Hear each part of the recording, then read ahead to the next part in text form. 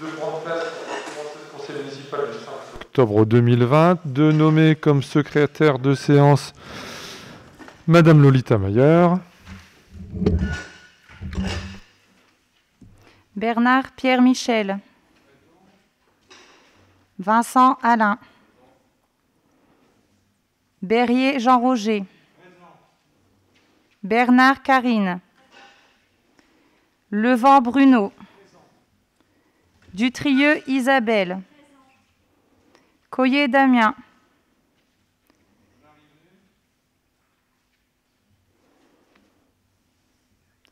Potvin Valérie. Célidonio Onotilio. Gondi Elisabeth.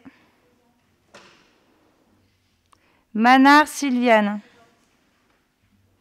Tétini Aldo.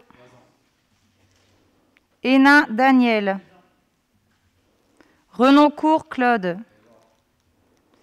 Bavcop Francine. Delbove Nicole. Asselin Isabelle.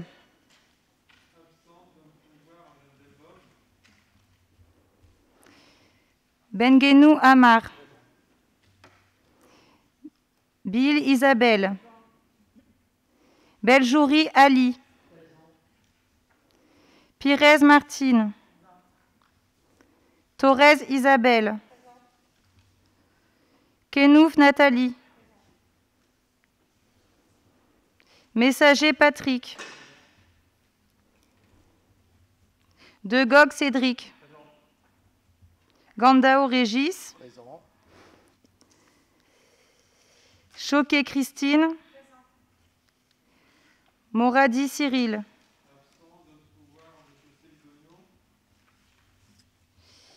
Frémery Éric. Valran Edith. Fering Nicolas. Malo Peggy. Mayer Lolita, présente.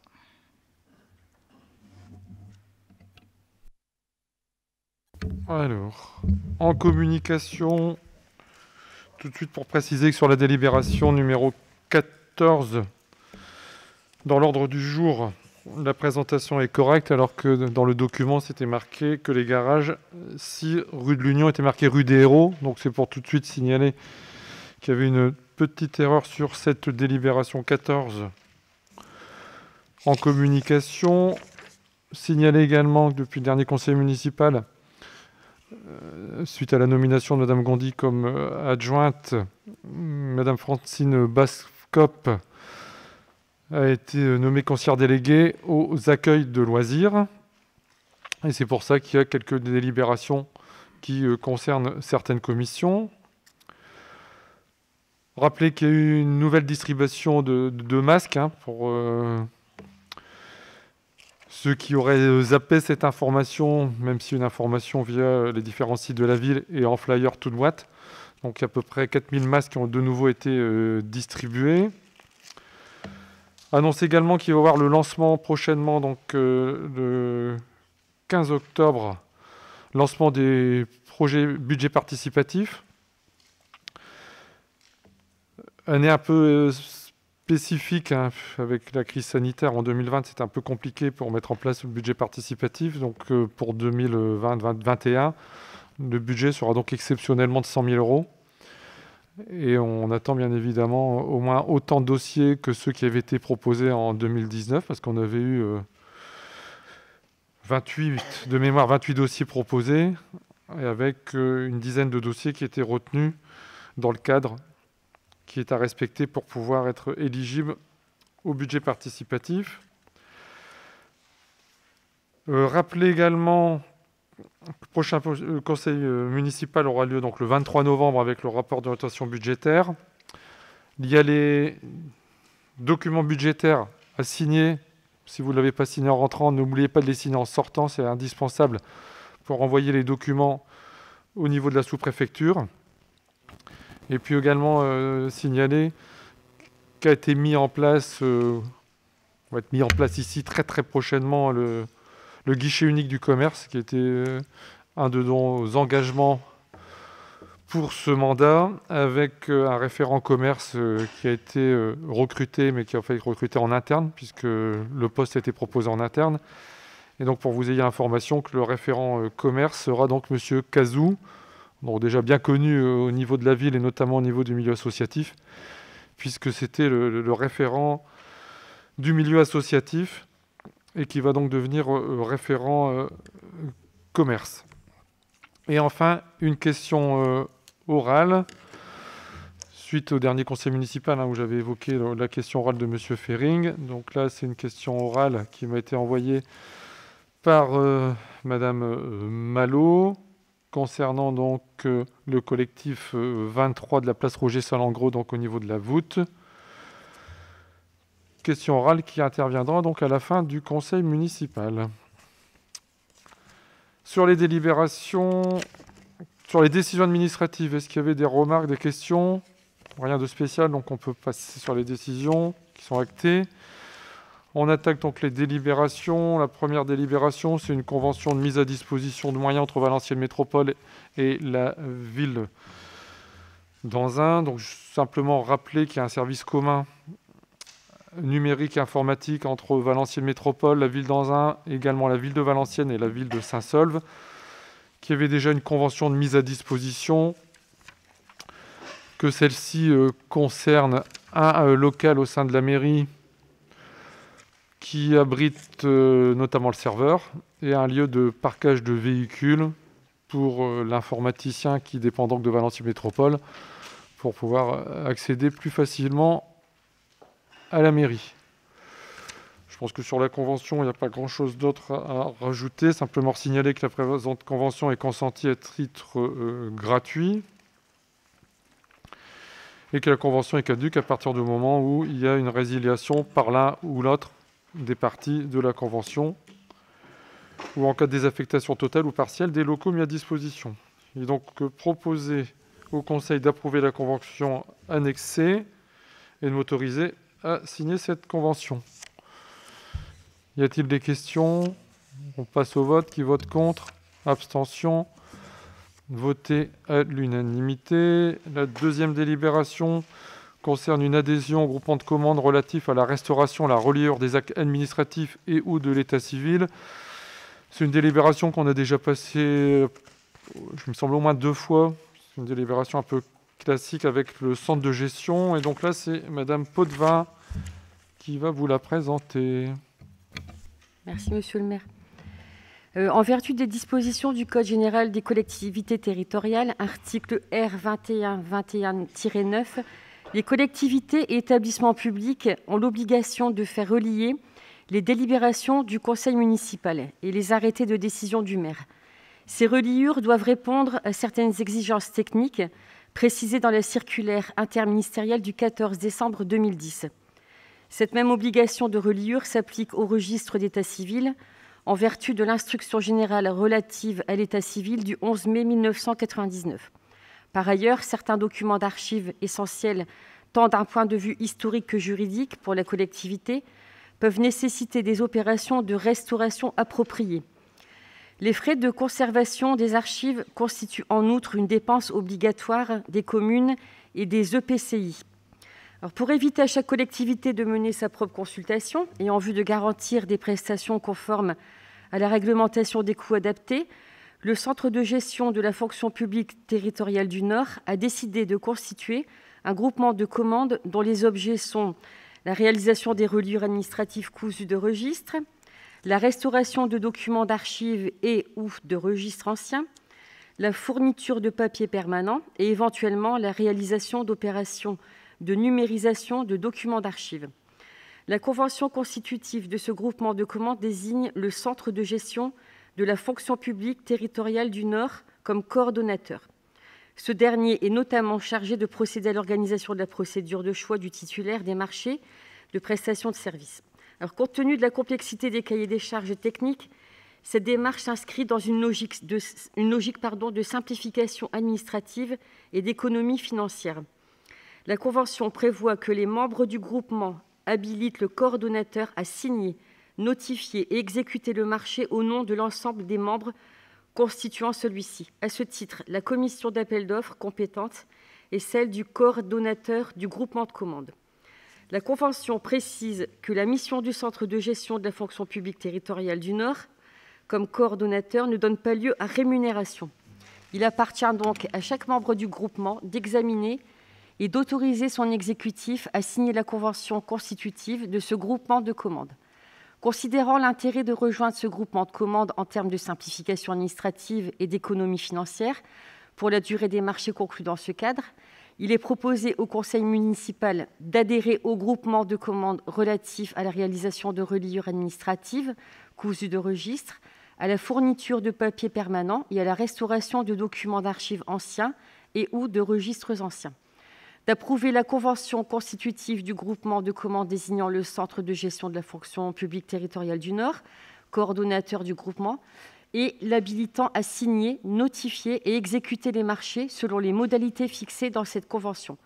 Donc d'autoriser Monsieur le maire à signer la convention constitutive du groupement de commande, ainsi qu'à prendre toutes les mesures nécessaires à l'exécution de la présente délibération.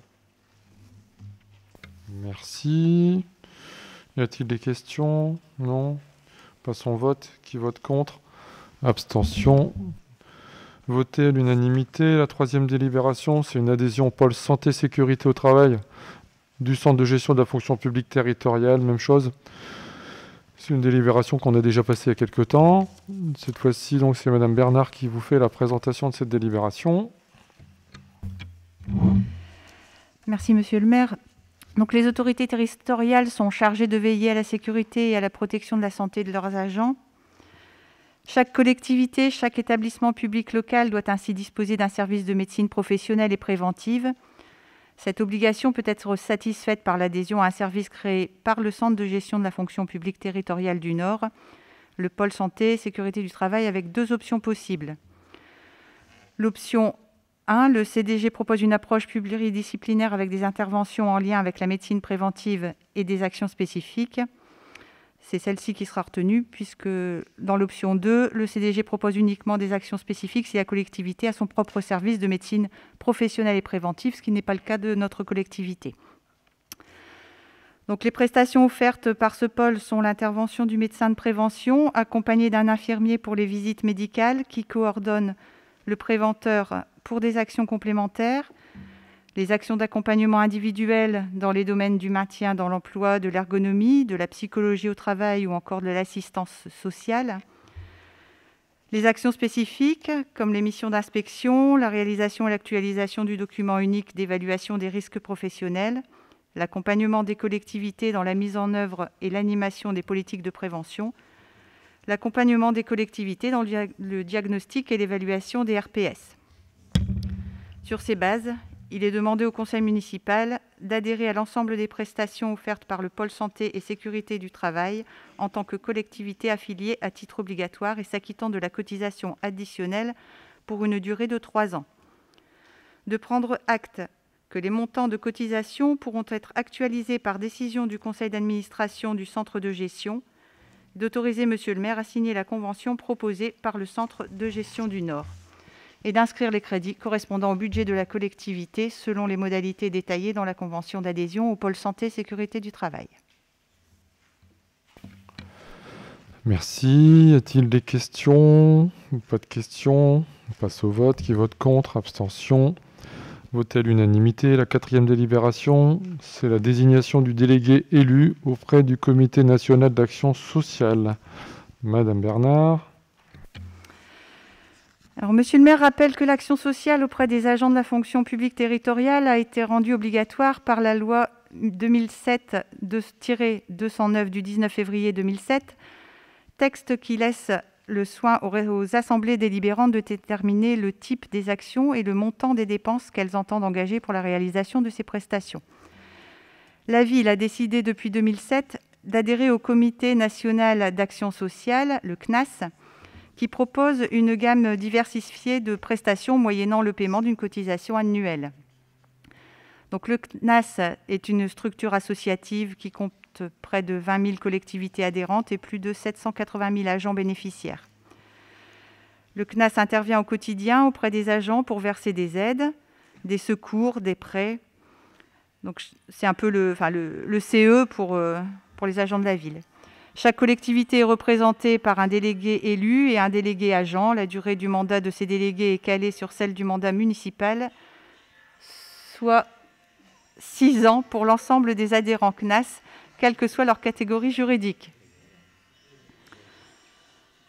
Sur ces bases, il est demandé au conseil municipal de bien vouloir désigner et nommer moi-même, Karine Bernard, 3e adjointe déléguée à la culture, l'attractivité, le rayonnement, l'événementiel, la communication et les ressources humaines, en qualité de délégué élu de la ville auprès du CNAS.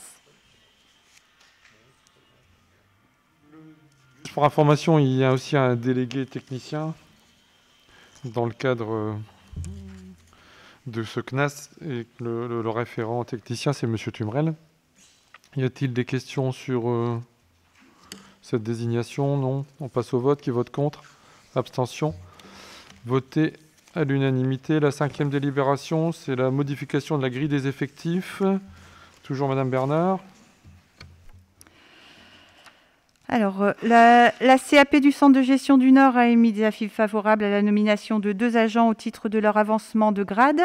Il convient donc de modifier le tableau des effectifs afin de leur permettre leur nomination et de les inscrire au tableau d'avancement de grade.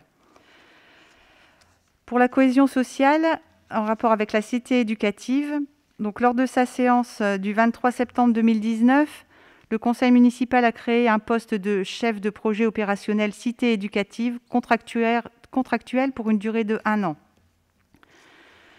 Donc pour rappel, les cités éducatives sont un dispositif né à partir d'initiatives menées sur le terrain par les élus locaux, les services de l'État et les associations. Elles visent à intensifier les prises en charge éducatives des enfants à partir de 3 ans et des jeunes jusqu'à 25 ans, avant, pendant, autour et après le cadre scolaire.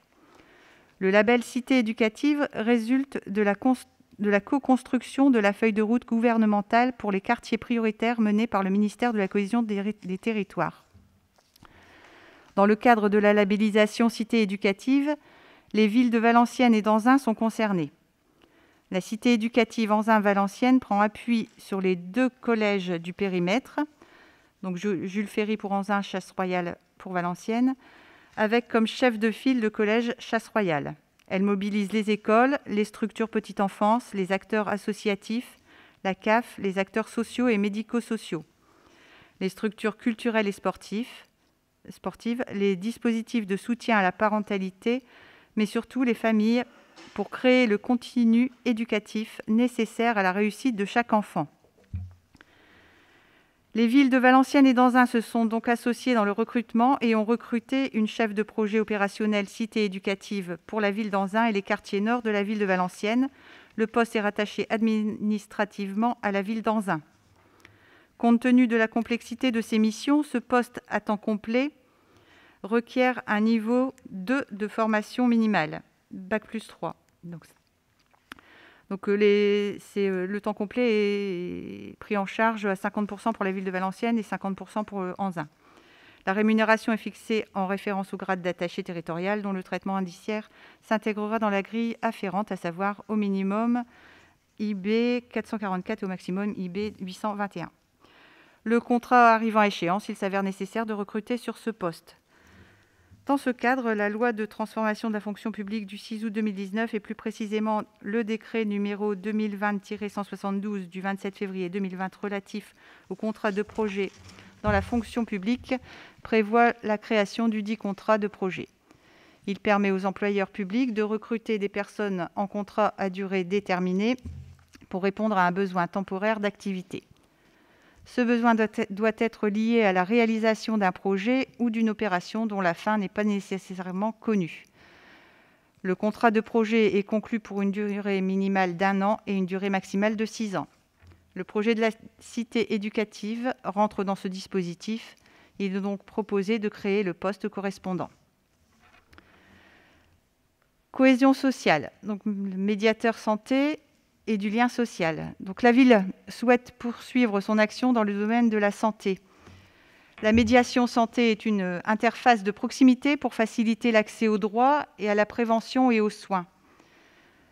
En effet, le médiateur santé aura vocation à créer du lien entre l'offre médicale, c'est-à-dire le système de santé, et une population qui éprouve malheureusement beaucoup de difficultés à y accéder. Les missions du médiateur santé et du lien social seront donc de favoriser l'accès aux droits et aux soins, donc avec l'orientation, l'information à propos des structures, un suivi individuel pour l'accès aux droits et un accompagnement physique des personnes vers les structures de santé. La promotion de la santé avec un travail d'écoute et de soutien moral afin d'instaurer un climat de confiance et libérer la parole. C'est nécessaire pour promouvoir la nécessité de se soigner et créer des séances d'information ou de sensibilisation auprès du public et enfin de permettre aux habitants de s'approprier les questions de santé. La mise en réseau des professionnels autour des questions de santé feront aussi partie de leur mission. Ce poste correspond aux critères d'éligibilité du dispositif national des adultes relais qui sont destinés à améliorer les relations entre habitants et services publics, ainsi que les rapports sociaux dans les espaces publics ou collectifs des quartiers prioritaires. L'État accorde à l'employeur une aide forfaitaire annuelle en fonction du coût total de sa rémunération versée, ainsi que l'Agence régionale de la santé. Donc, les personnes pouvant être recrutées sur ce type de poste doivent obligatoirement remplir les conditions suivantes. Donc, être âgé de 30 ans au minimum, résider dans un quartier prioritaire de la ville, être sans emploi ou bénéficier d'un CUI ou un PEC. Donc, le contrat de travail sera d'une durée de 3 ans renouvelable une fois. La rémunération est basée sur le SMIC horaire. Sur ces bases, il est demandé au conseil municipal d'autoriser monsieur le maire à déposer une demande de convention et à signer la convention adulte relais correspondante, de procéder à la création d'un poste de médiateur santé-prévention, d'autoriser monsieur le maire à solliciter les subventions nécessaires au financement du poste adulte relais. Conservatoire, donc, suite au départ pour mutation du professeur de corps, son remplacement s'avère nécessaire. Donc, l'agent recruté aura pour mission principale d'enseigner la discipline individuellement ou collectivement en coordonnant les programmes avec l'équipe pédagogique en place, de concevoir et mettre en œuvre des projets éducatifs et artistiques transversaux, de participer au projet orchestre à l'école, de participer à la vie musicale et à la promotion de l'établissement. L'emploi sera ouvert au recrutement pour la filière culture, catégorie B, un poste à temps non complet puisqu'il ne s'agit que de 3 heures hebdomadaires. Une régularisation de la grille des effectifs sera effectuée au conseil suivant le recrutement définitif. Sur ces bases, il est proposé au conseil municipal de bien vouloir procéder à la création d'un poste d'attaché principal 35 heures, un poste adjoint technique principal de 2e classe 35 heures, un poste de chef de projet opérationnel cité éducative contractuelle et contrat de projet, d'un poste de médiateur santé et du lien social en contrat adulte relais, d'un contrat d'assistant d'enseignement artistique principal de 1re classe à temps non complet et d'un poste d'assistant d'enseignement artistique principal de 2e classe à temps non complet. Et bien sûr, à la suppression d'un poste d'attaché de 35 heures et d'un poste d'adjoint technique à 35 heures. Y a-t-il des questions, monsieur Fering?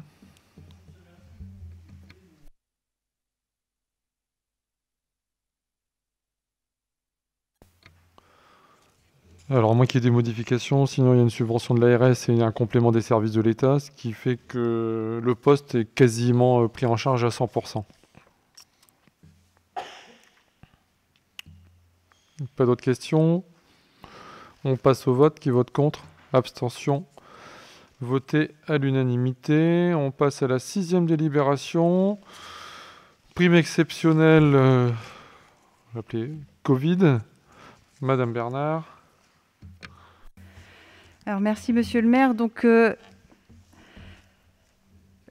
gouvernement, par le décret du 14 mai 2020 relatif au versement d'une prime exceptionnelle, prévoit le versement donc de cette prime pour certains agents soumis à des sujétions exceptionnelles pour assurer la continuité des services publics dans le cadre d'état d'urgence sanitaire déclaré pour faire face à l'épidémie de Covid-19. Donc, pour faire un petit résumé quand même, parce que c'est une délibération qui demande peut-être un petit peu plus d'attention. Dès le début du confinement, la direction des ressources humaines a mis en place un tableau de positionnement hebdomadaire par service afin de connaître la situation des agents pendant cette période. Donc elles ont été tout de suite très réactives. Donc 7 grandes catégories figuraient dedans, donc à savoir les agents en congé, ceux en arrêt de travail, ceux en pathologie chronique, les agents en garde d'enfants, en télétravail, ceux qui étaient à disposition, ou une catégorie observation où il était précisé les périodes de présence en mairie ou les modalités de mise à disposition. Donc c'est cet outil qui a servi de base dans l'étude des critères et des bénéficiaires de la dite prime. Donc après cet état des lieux, nous avons décidé de retenir trois critères, c'est-à-dire ceux qui ont assuré la continuité du fonctionnement des services, le surcroît significatif de travail en présentiel ou en télétravail et le contact direct avec la population. Donc, 4 niveaux de montants ont ainsi été définis. Donc, 1 000 € pour quelqu'un qui était présent régulièrement sur le terrain et ou en contact direct avec la population. 660 € pour les agents ayant eu un surcroît significatif de travail en présentiel ou en télétravail régulièrement. 330 € pour les agents ayant eu un surcroît significatif de travail en présentiel ou en télétravail, mais occasionnellement. Et 200 € pour assurer la continuité du fonctionnement des services avec présence occasionnelle au sein du service. Donc, les montants définis correspondent à ceux fixés par la fonction publique d'État transposables à la fonction publique territoriale. Un niveau de 200 € a été rajouté, comme vous pouvez le voir, car l'autorité territoriale a la possibilité de fixer elle-même les montants. Donc, les montants des primes de la fonction publique d'État étaient de 330, 660 ou 1 000 €. Donc, le plafond maximum de cette prime est donc bien de 1 000 €. Les titulaires et contractuels peuvent en bénéficier. Ce sera un versement unique, exonéré d'impôt sur le revenu et de charges. Donc, à titre indicatif, 82 agents sont concernés par cette prime. Si vous voulez les détails, il y en a 8 pour un montant de 1 000 €, 32 pour celui de 660 €, 19 pour celui de 330 € et 23 agents pour le montant de 200 €. Il est donc proposé au conseil municipal d'instaurer une prime exceptionnelle en faveur des agents particulièrement mobilisés pendant l'état d'urgence sanitaire selon les modalités définies.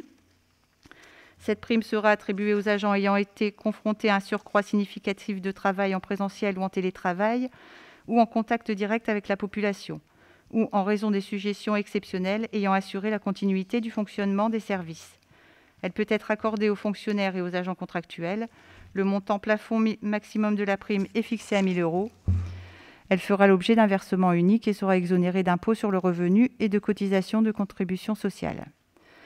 D'autoriser Monsieur le maire à fixer par arrêté individuel le montant perçu par chaque agent au titre de cette prime exceptionnelle dans le respect des principes définis ci-dessus et de prévoir et d'inscrire au budget les crédits nécessaires au versement de ce régime indemnitaire, soit 42 000 €. Y a-t-il des questions?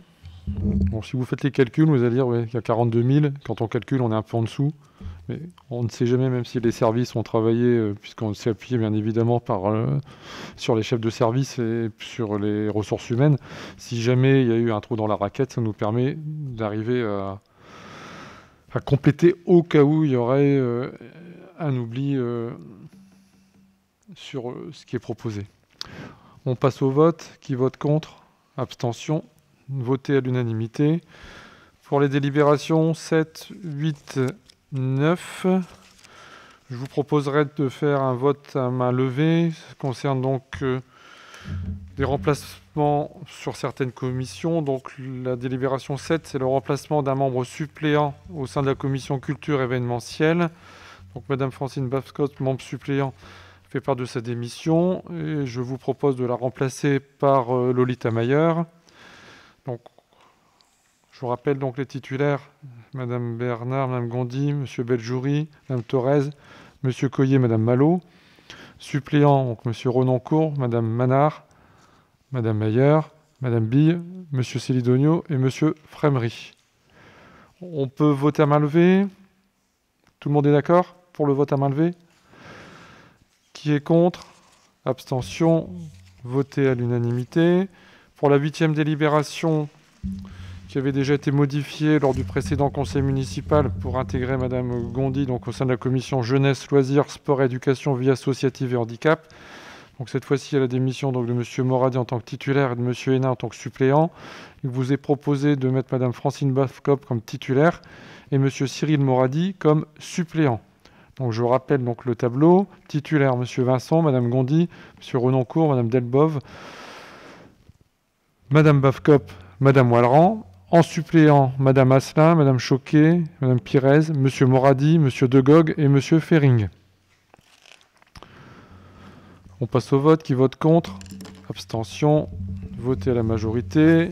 Pour la 9e délibération, cette fois-ci, c'est la commission sécurité finance. Démission en tant que membre suppléant de Mme Bafkop, qui est donc proposée d'être remplacée par Mme Lolita Mayer. Je refais un rappel de cette commission. En titulaire, M. Coyer, Mme Asselin, M. Tétini, M. Degog, M. Benguenou, Mme Malo. En suppléant, M. Beljouri, Mme Mayer, M. Messager, Mme Pirez, Mme Potvin et M. Frémery. Pas d'intervention non plus. Qui vote contre? Abstention. Voté à l'unanimité. La 10e délibération, c'est une demande de subvention auprès de la Direction régionale des affaires culturelles pour la médiathèque. Madame Gondi. Merci, Monsieur le maire. Donc, la médiathèque, dans un, développe de nombreux projets pour répondre à ses missions de transmission d'informations et de participation à la construction citoyenne. Et elle projette la mise en place de différentes actions d'éducation aux médias et à l'information. Ces actions se feront essentiellement dans le cadre d'un partenariat avec l'Éducation nationale. On avait donc lancé un appel à projet en direction des écoles de la ville qui venaient régulièrement à la médiathèque. Et donc 2 directrices en particulier nous avaient proposé un projet que nous avions retenu autour justement de la création d'une web radio. Et donc on avait choisi ce projet-là. Il se trouve qu'à ce moment-là est intervenu l'appel à projet de la DRAC. Donc on avait pu monter cette action-là en fonction de l'appel à projet. Du coup, on va demander cette subvention. Et là-dessus est venu s'ajouter aussi le processus de cité éducative, qui du coup, cette action rentrait aussi dans les cités éducatives. Donc ça va nous permettre de cumuler des fonds pour nous permettre de financer cette action. Donc cette action va toucher dans un premier temps les écoles élémentaires, donc les classes de CM1, CM2. On va commencer par 2 écoles cette année. Donc ce sera l'école Carpeaux-Gillard, Voltaire, et l'année d'après, ça sera les 2 autres écoles élémentaires. Donc, autre partenaire impliqué dans le projet, évidemment, l'Éducation nationale. Cité éducative, je viens d'indiquer, puisque ce projet rentre dans le cadre des cités éducatives. Valenciennes dans un, puisqu'on a la particularité d'être regroupé avec Valenciennes pour être retenu. Et le Radio Club de Wallers. Calendrier envisagé, alors évidemment soumis aux mesures qu'on connaît actuellement, mais on pense pouvoir démarrer en janvier 2021. Et donc se terminerait vers juin 2022, ce qui nous permettrait de toucher les 4 écoles. Pratique envisagée, donc accueil scolaire à la médiathèque, programmation culturelle liée à la thématique, rencontre avec des acteurs, des médias locaux. Réalisation, production envisagée, donc émission de radio avec Radio Club de Wallers, création d'une web radio des écoles élémentaires dans un. Bilan et perspectives envisagées, ouvrir ce projet à d'autres publics, éventuellement collégiens, lycéens, jeunes adultes. Donc, à ce titre, le plan de financement prévisionnel s'établit comme suit. Donc, dans un premier temps, donc, des prestations, spectacles, ateliers, pour un montant de 8 250 €. Achat de matériel, ordinateur, donc il nous faut 4 PC, des micros Zoom, etc. Donc, pour un montant de 6 526 €. Donc, pour un total de 14 776 €. À cela viendront donc proposer donc, la subvention de la DRAC, 7 000 €. Budget cité éducatif, 5 000 €. Il restera donc à la charge du budget de la médiathèque 2 776 €. Donc sur ces bases, il est proposé au conseil municipal de bien vouloir autoriser monsieur le maire à solliciter une subvention auprès de la direction régionale des affaires culturelles pour la réalisation de ce projet de la médiathèque, conformément au plan de financement ci-dessus. Cette dépense est prévue au budget 2021. Merci. Y a-t-il des questions? Alors, qui vote contre? Abstention. Voté à l'unanimité. La 11e délibération. Prévention spécialisée, participation de la ville pour l'année 2020, même chose. C'est une subvention qui revient régulièrement puisqu'une une convention tripartite, département CAPEP Ville d'Anzin. Et donc c'est monsieur Célidonio qui nous la présente. Merci monsieur le maire. Donc pour rappel, en 2007, la ville s'est engagée avec le département et le CAPEP à la mise en place d'une action de prévention spécialisée sur le territoire de la Bleus-Borne. En janvier 2008, une convention a été signée pour sa mise en œuvre sur le territoire de la ville.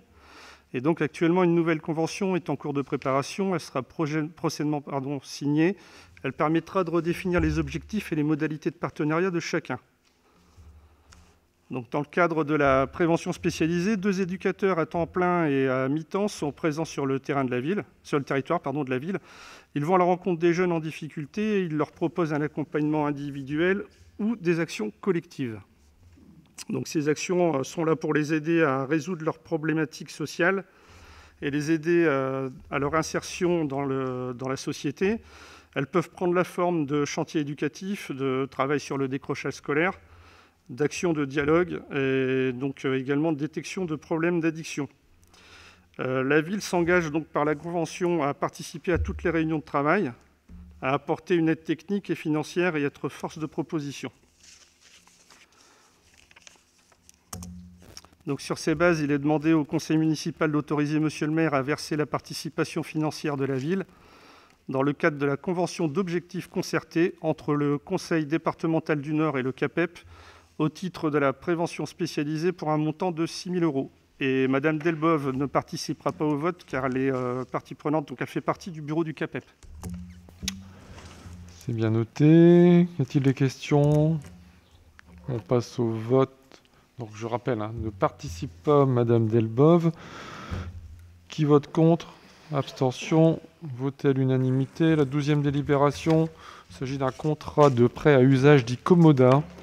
Parcelle de terrain juxtant le stade Gilliard et la voie ferrée rue des Déportés. Monsieur Berrier. Merci, monsieur le maire. Donc, si vous voulez, depuis de nombreuses années, on mettait un terrain à disposition de la ferme Lamotte de Beuvrages en vue d'y faire une culture céréalière. Bon, ce terrain fait à peu près 6 800 m² et il est coincé entre le terrain de football en herbe et la ligne de chemin de fer. Donc, pas très pratique à utiliser. Donc, il nous appartient de confirmer et d'officialiser ce prêt à titre gratuit qui nous dispense, bien entendu, d'entretenir cette parcelle par les moyens communaux. Donc, on propose de demander à monsieur le maire de signer un contrat dit Commoda. Vous avez le détail du contrat qui se trouve à la suite. Je vous donnerai simplement l'article 2 où le prêteur pourra résilier le Commoda à tout moment, à partir du moment où il prévient l'exploitant 6 mois avant, ce qui nous permettrait éventuellement de récupérer le terrain si on en avait besoin. L'emprunteur s'engage à payer tous les frais liés à l'exploitation, liés à ce terrain, ainsi que les impôts qui grèveraient ce terrain. Donc sur ces bases, je vous propose d'autoriser monsieur le maire à signer ce contrat dit Commoda avec la ferme Lamotte. Merci, il n'y a pas de questions. Alors on passe au vote. Qui vote contre? Abstention. Voté à l'unanimité. La 13e délibération, valorisation du patrimoine. Vente d'un bien immobilier du domaine privé de la commune, 16 places Després. C'est dans le cadre de la logique de notre lutte contre l'habitat insalubre, état d'abandon manifeste. Donc là, c'est une procédure d'état d'abandon manifeste qui avait été mise en place. Et à partir du moment où le bien revient donc dans le domaine privé de la commune, on essaye généralement de trouver un acheteur, ce qui est le cas. Monsieur Berrier. Effectivement, monsieur le maire, donc cette propriété qu'on a acquise dans une procédure d'amendement manifeste qui se situe donc 16 place Després, qui est cadastrée AE 182, a été évaluée au montant de 18 000 € pour son ensemble. Alors là-dessus, bien sûr, nous avons toujours les 15% de négociation qui nous permettent éventuellement d'ajuster le prix. Nous avons eu une offre de prix par le voisin immédiat qui a une maison qui est en très bon état et qui souhaite adjoindre ce bien à son habitation. Alors, compte tenu de la proximité, que le voisin a fait une proposition, qu'il a fait des travaux de belle qualité sur son immeuble, nous vous proposons d'autoriser M. le maire à signer le contrat de vente avec ce voisin immédiat, M. De France. Et la proposition de prix que l'on peut retenir sera de 15 300 €, puisqu'on a une marge de manœuvre de 15% par rapport à ces 18 000 €. Alors, dans ces conditions, je vous demande d'autoriser M. le maire à signer le contrat de vente avec M. De France. Merci. Il n'y a pas de questions. Qui vote contre? Abstention. Voté à l'unanimité. La 14e délibération.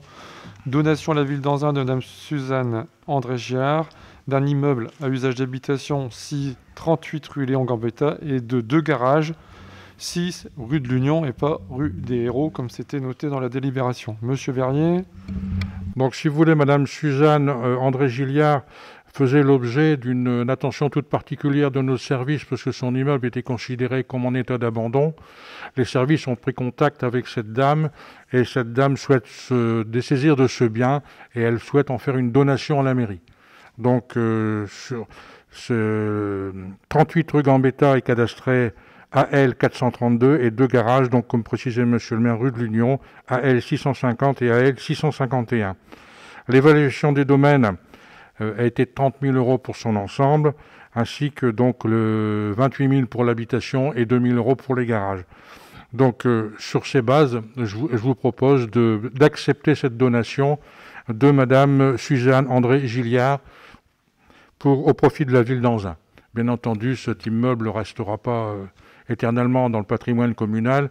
Après les procédures engagées, les ventes et tout ce qui va bien pour la vente de ces immeubles, nous envisagerons probablement de vendre ces garages et cet immeuble dans les conditions réglementaires pour ce type de bâtiment. Sur ces conditions, donc, je vous demande d'autoriser Monsieur le maire d'accepter cette donation. Y a-t-il des questions? On passe au vote. Qui vote contre? Abstention. Voté à l'unanimité. C'est vrai que cette délibération n'était pas une délibération obligatoire puisque dans le cadre des délégations au maire, les donations jusqu'à un certain niveau, on pouvait le traiter directement, mais bon. Par souci de transparence et d'information, j'ai souhaité donc avec les services que cette délibération vous soit proposée. La 15e délibération, c'est le rapport d'activité 2019 du délégataire de la gestion de la fourrière automobile, Monsieur Coyer. Merci Monsieur le maire.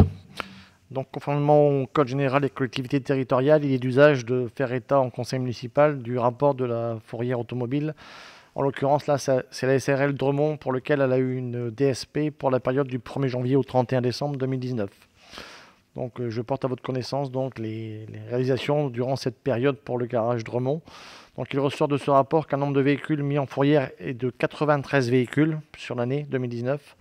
42 ont été restitués à leurs propriétaires, 46 détruits suite à un arrêté de destruction. Aucun n'a été vendu par le service des domaines.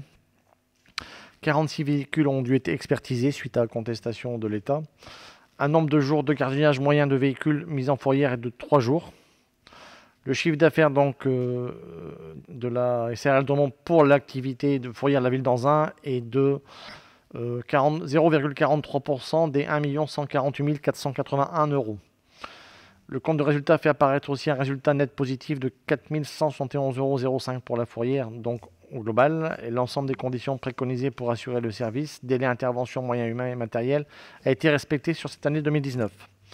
Et donc sur ces bases, il est donc demandé de prendre acte de ce rapport pour cette année 2019. Y a-t-il des questions particulières? Non, de toute façon dans le rapport il y a un peu plus d'informations sur notamment qui est-ce qui demandait la réquisition, police municipale, police nationale. On voit quand même qu'une large majorité, c'est la police municipale qui le demande. Et juste pour avoir aussi une petite idée, 93-2019, c'est le nombre de véhicules n'a jamais été aussi important depuis qu'on a un service de fourrière. Donc pour dire qu'il y a quand même une activité qui est régulière pour ces véhicules tampons notamment, et aussi remarquer qu'il y a de plus en plus de véhicules qui sont détruits suite à un arrêté de destruction. Donc les véhicules restitués sont de moins en moins nombreux. C'est les deux grosses constatations qu'on peut faire sur 2019. On passe au vote. Qui vote contre? Abstention. Voté à l'unanimité. La 16e délibération concerne les affaires financières. Budget supplémentaire ville 2020. Monsieur Coyer. Merci, monsieur le maire.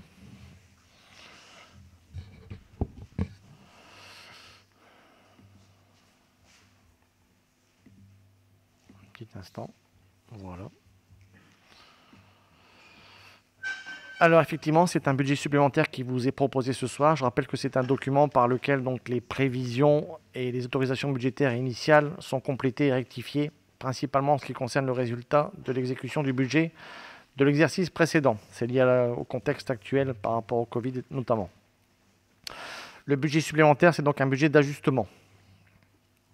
Et donc, au moment du vote du budget primitif, il n'est pas toujours possible, effectivement, de prévoir avec exactitude les dépenses et les recettes de l'exercice. Il intervient donc ce budget supplémentaire pour rectifier, pour rééquilibrer en cours d'année les prévisions du budget. Alors, voyons si vous le voulez bien. Donc, pour commencer, vous avez un PowerPoint. Voilà la section d'investissement. Dans un premier temps. Voilà, donc les dépenses d'investissement. Donc, je rappelle que le déficit d'investissement reporté, donc au Conseil du 6 juillet dernier, il a été présenté l'affectation des résultats 2019 du budget de la ville. Il a été constaté devant vous donc que la section d'investissement présentait un déficit de 1 491 024,63 € qui ont été imputés à l'article 01 en dépenses d'investissement dans le budget supplémentaire. Les restes à réaliser se sont élevés quant à eux à 2 066 407,04 € de dépenses pour 2019 qui ont été reportés sur 2020 et qui doivent donc figurer dans le budget supplémentaire 2020 que nous vous présentons ce soir. Donc au niveau des restes réalisés, vous avez là un tableau qui résume un peu tout. Alors parmi les grosses dépenses, donc mobilier scolaire 15 000 €, matériel de restauration, budget participatif un peu plus de 25 000 €, des babyphones frigo top, donc non pour 928, remboursement pardon de la TLE, ça concerne je pense le garage Peugeot. Il me semble, pour 18 000 €. Qu'est-ce qu'on peut voir donc parapheur électronique, donc ça c'est un nouveau système que la ville s'est doté pour accélérer le traitement administratif, donc 18 043 €. Les PDA, donc serveurs pour téléphone et imprimante, 56 000 €. Vidéoprotection, donc 87 000 €. Bornage d'une parcelle pour 780 € et un budget participatif donc pour les aires de jeu verrerie de 24 000 €. L'autre slide, vous avez donc encore les dépenses à réaliser, la suite. Donc une maîtrise d'œuvre pour le stade Giard donc de 10 646 €. Requalification du site SMF pour 12 000 €. Mise en accessibilité des trottoirs de la verrerie pour 49 800 €. Reconstruction de l'éclairage public pour 88 480 €. Qu'est-ce qu'on peut dire d'autre au niveau des dépenses? Porte aluminium police nationale, puisque nous sommes à côté, 5 400 €. Ensuite, maternelle Tavernier, 46 760 € de travaux supplémentaires. Maternelle Jaurès, 359 076 € de travaux donc, qui restent à réaliser. Le maternel Carpeau 54 000 et le gymnase Buzzband, que vous savez donc tous qui est en rénovation, donc 1 080 000 qui ont été reportés sur 2020. Total donc 2 066 407 €. Toujours en section d'investissement, il y a des dépenses nouvelles. Rachat d'un véhicule pour la vie associative, 17 000 €. Maîtrise d'œuvre pour réhabilitation du terrain d'entraînement, donc JR, donc 10 647 €. Consignation pour l'immeuble 7 rue Malissard, 38 600 €. Éclairage public, donc une dépense nouvelle de 107 000 €.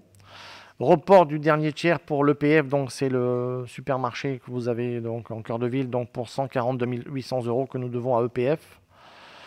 Report d'une démolition d'un plateau habitat adapté rue des Fusillés pour 50 000 €. Une porte élémentaire à l'école élémentaire de Gaulle qui va être rénovée pour 25 000 €. Le chauffage, donc, pour 34 113 €, centre technique municipal.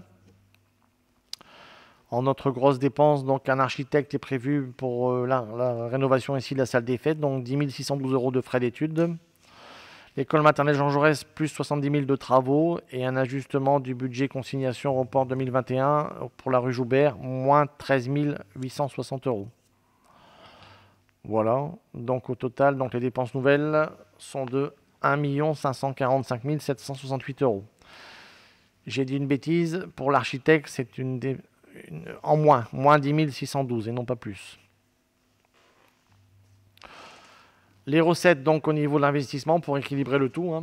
Donc, au Conseil du 6 juillet, je rappelle que donc, l'affectation des résultats 2019 du budget, il avait été constaté un besoin de financement de la section d'investissement de 2 746 659 € et 67 centimes, qui doit être forcément couvert par une partie de l'excédent de fonctionnement dans le budget supplémentaire. Les réalisés donc, sont de 810 722 € de recettes de 2019 qui ont été reportés pour être perçus en 2020 et doivent donc figurer dans le budget supplémentaire de 2020. Vous avez après donc, un tableau avec les différentes imputations de ces recettes, avec leur provenance. Donc, préfecture, donc, gymnase Busborn, 440 455 de recettes. La préfecture pour la DSIL, École Jean Jaurès, 117 997. Donc, total pour ces deux subventions, 558 452. Pour le département, donc, on est toujours au niveau du gymnase Busborn, donc 202 320. Pour le budget participatif 2018-2019, donc la région, donc on attend donc 50 000 € de versement de subventions, ce qui nous fait bien un total de 810 772 comme indiqué précédemment. Toujours en section d'investissement, il y a des recettes nouvelles qu'on n'avait pas prévues. Donc l'annulation du mandat 2019 pour la consignation du 7 rue Malissard, 38 600, que j'ai évoqué précédemment. Et l'ajustement des ventes prévues au budget, moins 55 200. Ainsi, donc 2 730 059 € et 67 centimes, avec donc les 2 746 000 d'excédent de la section de fonctionnement capitalisé, de dépenses nouvelles sont prévues au budget supplémentaire 2020 que nous vous présentons ce soir. Et donc là, après, vous avez le tableau avec l'équilibre au total. Donc, dépenses nouvelles 1 545 000. Recettes nouvelles 2 730 059, c'est ce que j'ai évoqué. Les dépenses reportées et les recettes d'ordre, donc ce qui équilibre bien donc, des deux côtés à 3 612 175 € et 67 centimes. La section de fonctionnement maintenant. On a vu les investissements. Donc maintenant, voyons la section de fonctionnement. Donc il y a des recettes. Donc dans le cadre de l'affectation des résultats 2019, passé au Conseil toujours du 6 juillet 2020, il avait été proposé d'affecter une partie de l'excédent de fonctionnement pour couvrir les besoins de financement de la section à l'article 1068 intitulé « Excédent de fonctionnement capitalisé ». Le solde donc soit 568 781 € et 20 centimes est donc inscrit en fonctionnement à l'article 002 excédent de fonctionnement reporté.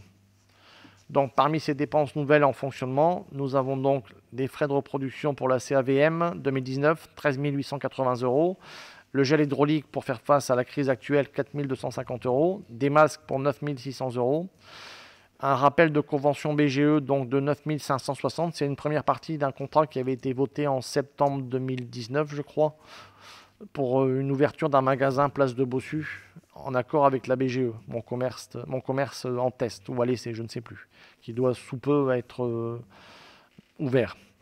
Un ajustement de la participation haussière pour 87 023 €, plexiglas, donc toujours pour le Covid, 7 200 €, sanitaire du centre technique municipal, 1 000 €, réparation de l'horloge de la mairie pour 1 182 € et régularisation de taxes foncières après recours contentieux de 10 000 €. Donc total de dépenses nouvelles en fonctionnement, 160 447 € et 3 centimes.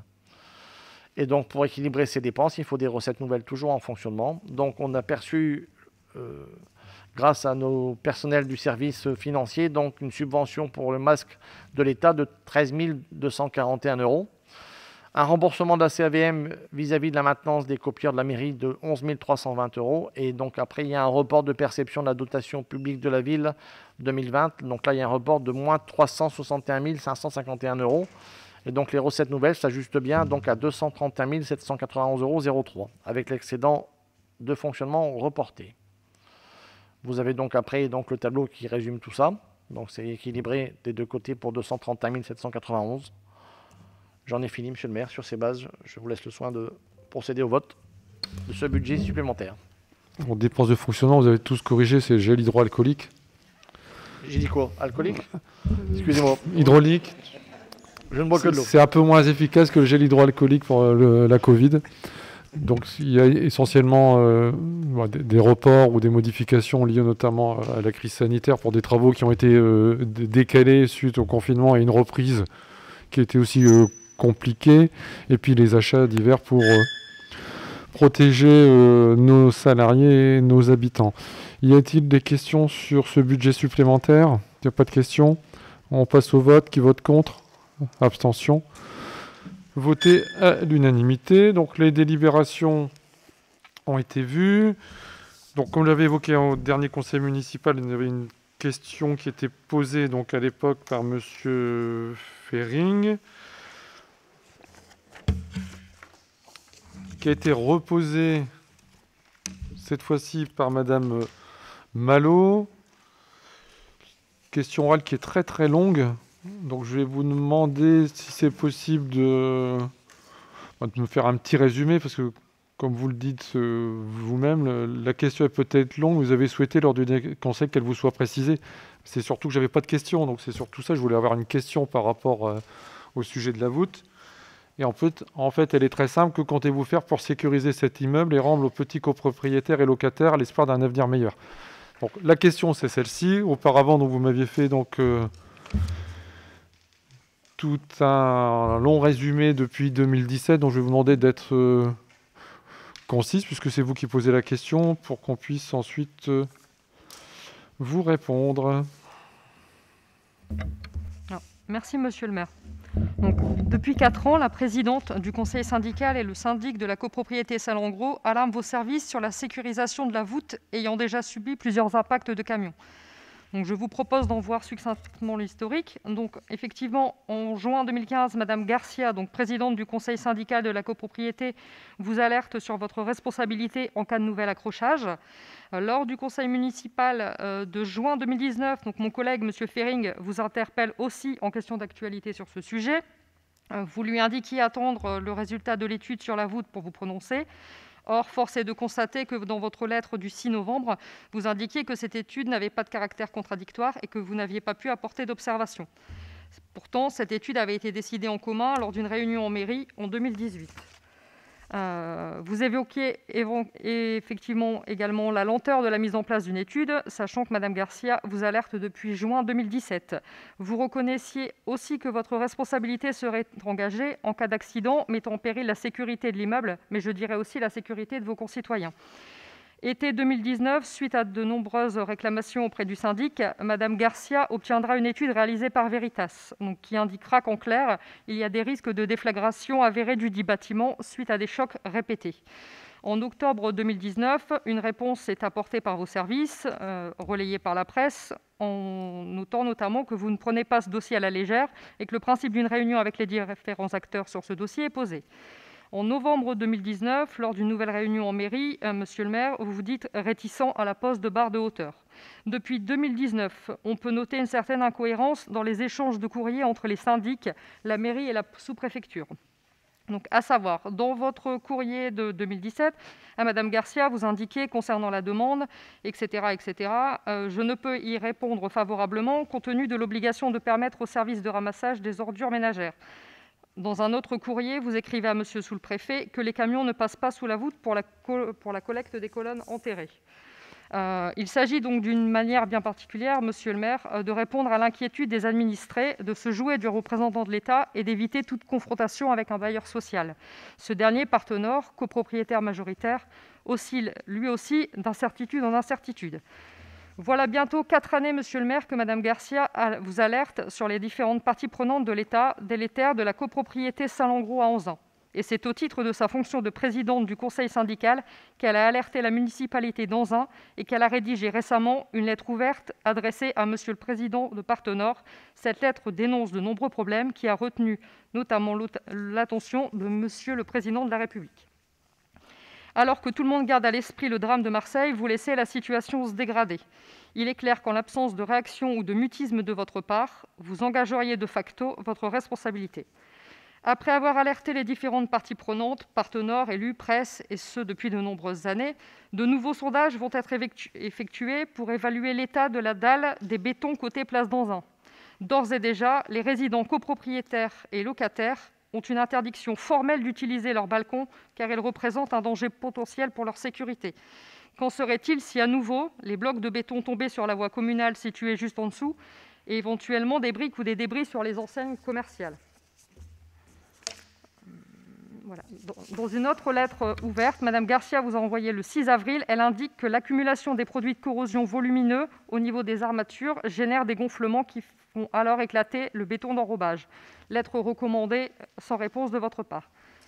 On en revient, monsieur le maire, la question est peut-être un peu longue, mais on réitère notre question. Que comptez-vous faire pour sécuriser cet immeuble et rendre aux petits copropriétaires de la résidence Salengro l'espoir d'un avenir meilleur ?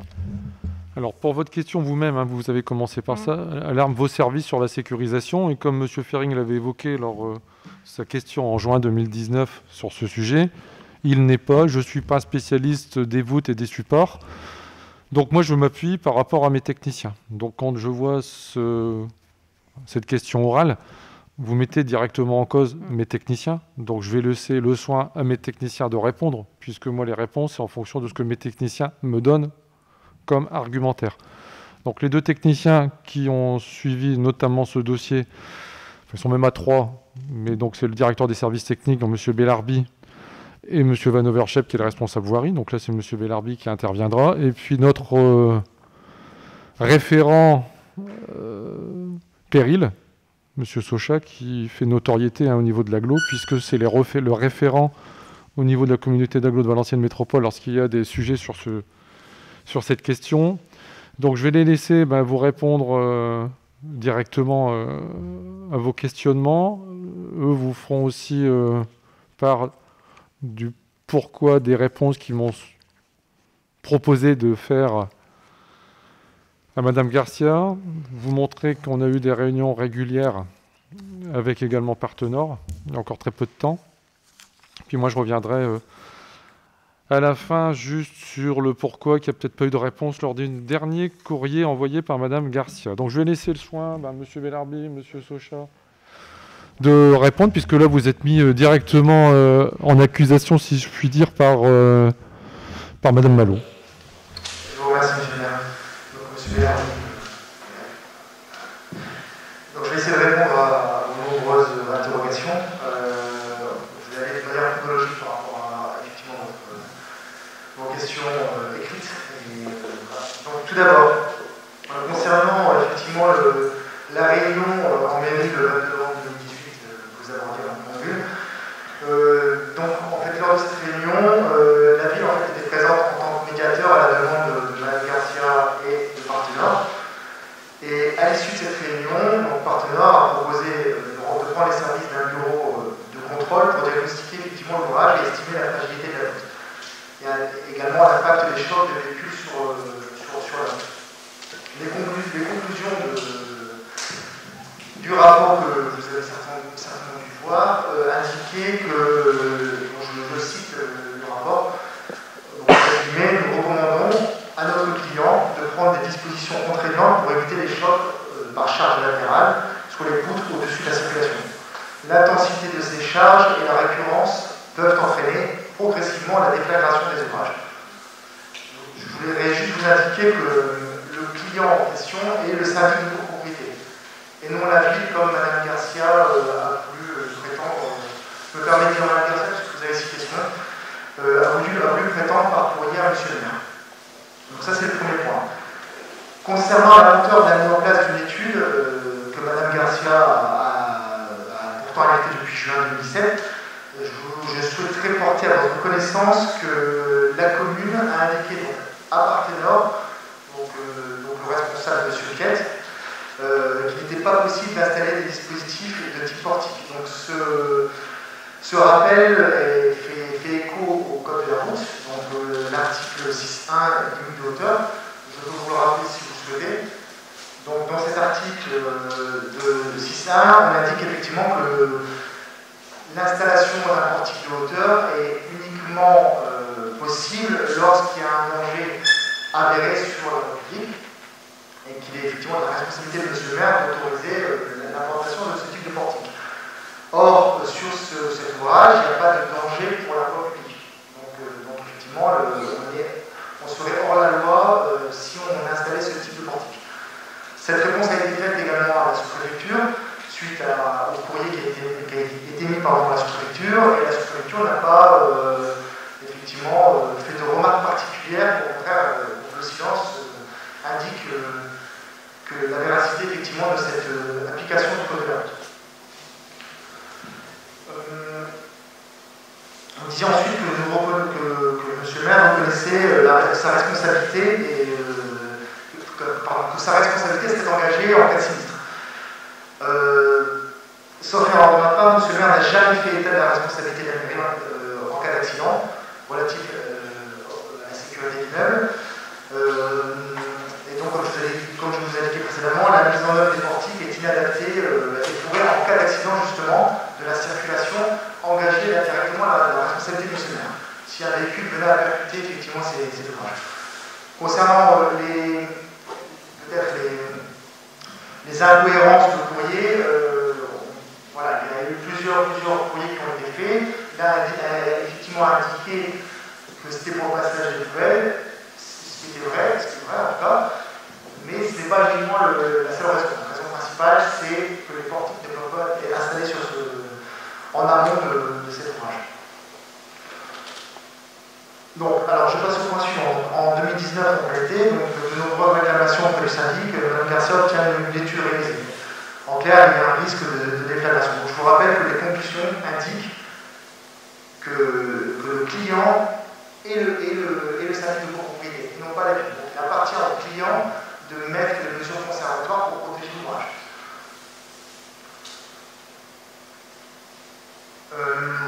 Concernant votre remarque par rapport à nous ne pouvons pas ce dossier à la légère, donc les indications qu'avait fait M. Morel. Donc le 20 novembre 2019, lors d'une réunion en mairie, vous vous dites réticent à la pose de barres de hauteur. Je ne peux pas vous rappeler ce que vous avez dit précédemment, mais voilà, le code de la route nous l'empêche. Ce n'est pas une réticence, mais c'est un point légal. Concernant votre remarque sur le bâtiment de Marseille, je voudrais juste vous apporter une précision, puisqu'effectivement, Marseille, c'est un problème différent dans un, puisqu'en fait, les immeubles de Marseille étaient frappés de périls imminents depuis de nombreuses années. À ce jour, sauf erreur de ma part, effectivement, le collectif 23 n'est pas frappé de cette mesure de péril imminent. De ce fait, la comparaison est inadaptée. En tout cas, elle me semble inadaptée. Vous nous dites également qu'en l'absence de réaction définitive de notre part, de la part de M. le maire, vous engageriez de facto, étant donné la recommandation, votre responsabilité pénale. Là, je ne peux pas vous répondre puisque vous faites part de responsabilité pénale, de problématiques juridiques. Je ne suis pas juriste, donc je ne peux pas vous dire effectivement si la responsabilité de M. le maire est engagée sur ce point. Bon, vous m'excuserez de ne pas répondre sur ce point-là. Ensuite, concernant votre alerte sur les différentes parties prenantes, notamment partenaires, propriétaires majoritaires, la presse, etc., vous parlez effectivement de l'état des dalles des balcons, et d'ores et déjà, les Coréens. Qu'en serait-il à nouveau des blocs de béton, des éléments de béton ou autres qui risquent de tomber? Nous avons pris connaissance de la gravité de cette situation. Pour preuve, des mesures conservatoires concernant l'accès au balcon ont été prises en interdisant l'accès, d'une part, et d'autre part, dès demain, des filets de protection vont être installés par partenaires, par le syndic, pour justement préserver la voie publique de ces chutes. Donc ce point-là a été pris en considération. Point suivant, dans la lettre ouverte à Mme Garcia, indique accumulation des produits de corrosion. Encore une fois, je suis désolé de vous répondre, mais il s'agit d'un problème d'ordre privé. Le seul recours qu'a la ville est de mettre en demeure le propriétaire de faire, ce qui a été fait le 23 septembre 2020 pour votre information. Et par ailleurs, si les travaux ne sont pas effectués, la ville a la possibilité de se substituer et de réaliser les travaux à la charge du syndic. Cette action, pour votre information, serait la résultante d'une procédure de péril imminent avec l'évacuation des habitants. Donc effectivement, s'il y a vraiment un problème avéré, bien sûr, la ville prendra les dispositions nécessaires. Enfin, donc dernier point, donc, monsieur, il en fait que comptez-vous faire pour sécuriser cet immeuble et rendre aux petits propriétaires et locataires l'espoir d'un avenir meilleur. En tant que technicien, donc, la seule chose que je puisse dire, c'est qu'il s'agit d'un litige privé, pardon. Et donc si celui-ci ne veut pas être réglé à l'amiable, en tout cas nous vous invitons à vous retourner vers les tribunaux compétents. C'est une problématique entre Partenor et l'adversaire. La ville, sur ce sujet-là, n'a pas compétence à intervenir. Voici en substance les réponses que les techniciens de la ville peuvent apporter à vos questions. Je vous remercie. Monsieur Sochap, alors, simplement pour dire que nous, on a été quand même, les élus, le maire, les adjoints et les techniciens régulièrement sollicités et ont répondu aux sollicitations, soit par le biais de courrier, soit par le biais de mail, soit par le biais de réunions, pour essayer de trouver un terrain d'entente aussi entre le bailleur, les copropriétaires, les locataires, par rapport à ce que nous avons comme engagement à avoir. Et puis après, à un moment donné, effectivement, c'est plus de notre ressort. Et après, sinon, ça devient des mesures coercitives. Sur l'état des balcons, je tiens quand même à signaler que les balcons sont dégradés, liés à une usure classique de ce genre de bâtiment. La dégradation des balcons n'a rien à voir avec les éventuels chocs qui ont eu lieu. Ça fait quelque temps qu'il n'y en a pas eu d'ailleurs, mais tant mieux, parce que c'est quand même relativement rare. Il y a eu une série, mais sinon. Et je rappelle également que l'accès par le square de la République est une zone 20, puisqu'une zone de rencontre. Donc, ce qui fait qu'effectivement, les véhicules qui arrivent là, généralement, sont vraiment à faible vitesse. Et c'est pour ça que les panneaux de signalisation sont aujourd'hui toujours réglementaires, et c'est les réponses que l'on avait fait au service de l'État. Donc, simplement pour redire que la dernière réunion avec Partenor, suite aux dernières constatations et dernier rapport de Veritas qui est tout récent, demande de réunion de Partenor le vendredi, il y a une quinzaine de jours, réunion dans mon bureau le lundi qui suit. Donc demande de réunion le vendredi, réunion le lundi, on ne peut pas aller beaucoup plus vite. À partir de là, Partenor nous a fait état des conclusions de Veritas, des mesures qui allaient être mises en place, et tout a été acté. À partir de là, aujourd'hui, le calendrier proposé par Partenor a été respecté, et maintenant il y a effectivement d'autres travaux qui devront être, donc non seulement ils vont mettre les filets de protection, ils vont faire tomber ce qui risquerait de tomber, mais donc il y a donc une purge partielle qui va être réalisée, chose qui avait déjà été faite il y a quelques mois déjà, et après il y aura lieu de valider dans le cadre du conseil d'administration du comité syndical des différents travaux à faire pour réhabiliter le bâtiment. Je tiens à signaler également que ce genre de problématique sur les balcons, ce n'est pas la première fois que Partenor a le souci.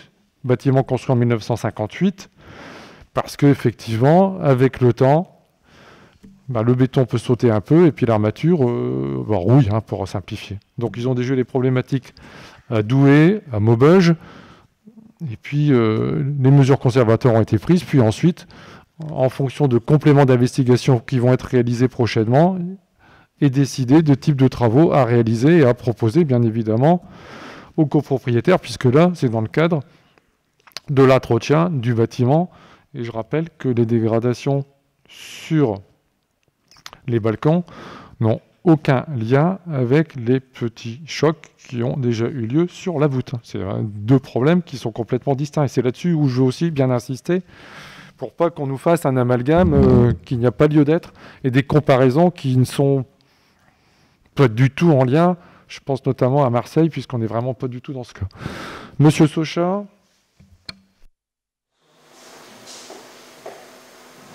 Oui, bonsoir à tous. Pour ainsi dire, tout a été dit par rapport à ça, mais sachez que notre service est très vigilant sur cette affaire et qu'il n'hésitera pas éventuellement à engager cette procédure de péril, mais bon, on a quand même la réactivité du bailleur qui nous a donné un calendrier de mesures. Il va y avoir des sondages destructifs dès le 19 octobre prochain, et un bureau d'études sera retenu pour une approche globale des travaux réalisés. Quand je dis une approche globale, c'est aussi par rapport au traitement de la voûte. Donc incluant notamment cette consolidation de la voûte et sa sécurisation. Et donc un cahier des charges sera ensuite constitué, puis une consultation lancée pour retenir les entreprises.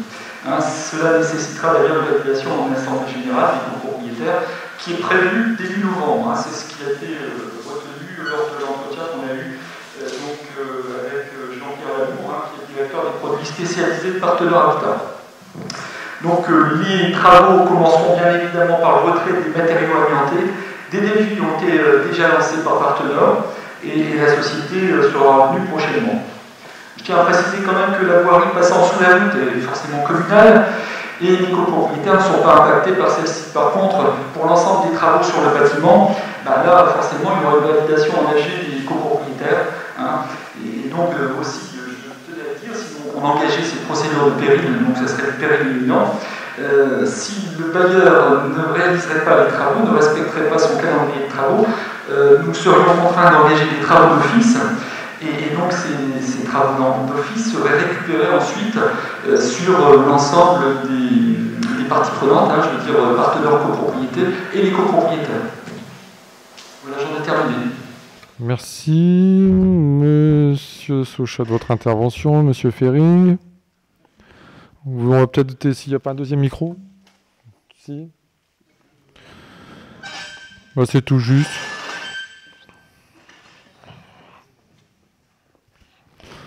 Par contre, sur ce micro, je tiens à signaler, c'est pas un complot, mais alors vous prenez le micro de Madame Malo, parce que ce micro-là ne va pas pouvoir passer directement dans le cadre de l'enregistrement qui est fait par nos services. C'est ce qu'on a eu il y a 3 semaines, où effectivement, on attend, mais très vaguement, mais c'est juste lié à un problème technique, puisque les micros sont en lien avec la caméra, mais pas le micro mobile. Merci, je crois que vous faites bien de le préciser. Je me permets d'intervenir, Monsieur le maire, parce qu'en fait, il ne faut pas faire état d'un complexe obsidional en réalité. Poser une question, ce n'est pas mettre en accusation les techniciens. On est souvent présent pour louer leurs compétences et leur travail. Donc ça, c'est important de le rappeler. Deuxièmement, poser des questions, c'est obtenir des réponses. Et c'est ce que vous avez fait ce soir. Je ne dis pas que je suis satisfait des réponses qui m'ont été données. Je ne dis pas que la présidente du conseil syndical sera satisfaite des réponses que vous lui avez apportées. Je sais que Partenaire travaille à sécuriser la voûte. Bon, je pense qu'on aura bientôt des éléments qui nous permettront de voir si cette voûte sera sécurisée bientôt. Apparemment, ça ne serait pas sur la voie publique, ça sera directement sur l'immeuble. Je pense que vous en avez peut-être eu l'information. Ensuite, personne n'a bien sûr envie de voir un immeuble en état de péril, parce que ce serait un drame pour les habitants, les locataires et les copropriétaires. Et je terminerai tout simplement par dire qu'en réalité, quand on pose des questions, c'est pas pour mettre en accusation telle ou telle personne, c'est pour obtenir des réponses pour les habitants qui sont concernés, tout simplement. Je vous remercie. Mais les réponses, on a toujours essayé de les donner. Et c'est là-dessus où il y a une problématique. Sauf qu'effectivement, quand la réponse ne convient pas éventuellement à la personne que vous représentez, on a l'impression qu'on n'a pas fait de réponse. Malheureusement, c'est ce que je dis, on ne peut pas dire oui à tout le monde. Et le problème, c'est quand on ne dit pas oui et qu'on essaie de trouver une autre solution, là, on considère qu'on n'a pas fait de réponse. Donc le travail qui va être fait notamment par Partenaire et puis les copropriétaires, puisqu'ils sont concernés, sur la sécurisation de la voûte directement, comme le proposait Veritas dans le rapport, c'est nous qui leur avons fait faire cette proposition d'intégrer ça dans leur étude. Donc bien évidemment qu'on est au courant. Et juste, mais pour clore, c'est juste que pour tout le monde soit aussi au courant, sur le dernier courrier du 6 avril 2020, lettre en recommandé, lettre ouverte donc au président de Partenaire. Donc là, monsieur le maire, depuis bientôt 4 années, je vous interpelle sans succès sur votre responsabilité Mais j'arrive sur le deuxième chapitre, et c'est peut-être là aussi pourquoi je n'ai pas répondu, parce que quand on mélange les genres, c'est vrai que généralement, je ne réponds pas. Aujourd'hui, en pleine crise du Covid, je tiens à rappeler votre serment d'Hippocrate auquel vous avez souscrit en tant que docteur en médecine. Au moment d'être admis à exercer la médecine, je promets, je jure d'être fidèle aux lois de l'honneur et de la probité. Mon premier souci sera de rétablir, de préserver, de promouvoir la santé dans tous ses éléments physiques, mentaux, individuels et sociaux. Sincèrement, quand on prend une crise sanitaire, quand vous êtes sur le terrain, tous les jours, pour les habitants, parce qu'on n'était pas très nombreux compte tenu de la crise sanitaire à être présents sur le terrain, que ce soit pour soigner ou pour nos habitants dans le cadre des activités, quand vous recevez ça, je vais vous dire franchement que je n'avais pas du tout envie de répondre dans ce genre de courrier. Je pense que la réponse aurait été cinglante. J'aime pas le mélange des genres, je le dis à tout le monde. J'ai d'un côté ma profession, j'ai de l'autre côté mon activité de maire. Mais tant qu'on fait un courrier, et on vous met ça dans le courrier, adressé, le meilleur arrive, à Madame Macron, à Mesdames et Messieurs les ministres de la Santé, du Logement, du Travail, de l'Intérieur, président de partenaires, le préfet, l'ARS, presse écrite, audiovisuelle, régionale et nationale. N'en jetez plus, mais je pense que tout le monde peut comprendre que parfois, c'est pas parce qu'on est élu qu'on a le droit de nous dire tout et n'importe quoi et de commencer à... Je pense qu'il y a aussi des limites à respecter et certains ne respectent pas ces limites. Et là, c'est l'occasion de dire que ce genre de courrier, effectivement, ben, ça ne me donne pas enclin de répondre. Comment voulez-vous que je sois envie de répondre? C'est un dossier, on est 4 ans dessus, on a eu des réunions régulièrement, et quand on vous met ça en pleine figure, il faut essayer de constater que vous n'avez pas pris ce problème à bras-le-corps. Dans ma lettre ouverte au président, donc sur les petits détails que vous avez notés sur le courrier qui m'est adressé, je ne l'ai pas dans ce courrier. Sur les morceaux de béton qui seraient prêts à tomber, si vous avez le courrier, vous reprenez le courrier. Je n'ai rien du tout là-dessus sur mon courrier. Donc voilà, je crois qu'on va clore là-dessus. On a répondu à votre question, c'est pour ça que là j'ai demandé que les techniciens soient là. Et comme vous, moi je ne suis pas spécialiste en béton, en voûte, en bâtiment, donc moi je m'appuie sur ce que me disent mes techniciens. Prochain conseil, donc je l'ai noté, déjà dit tout à l'heure, donc au mois de novembre, n'oubliez pas de signer les documents budgétaires, c'est très important pour qu'on puisse les envoyer.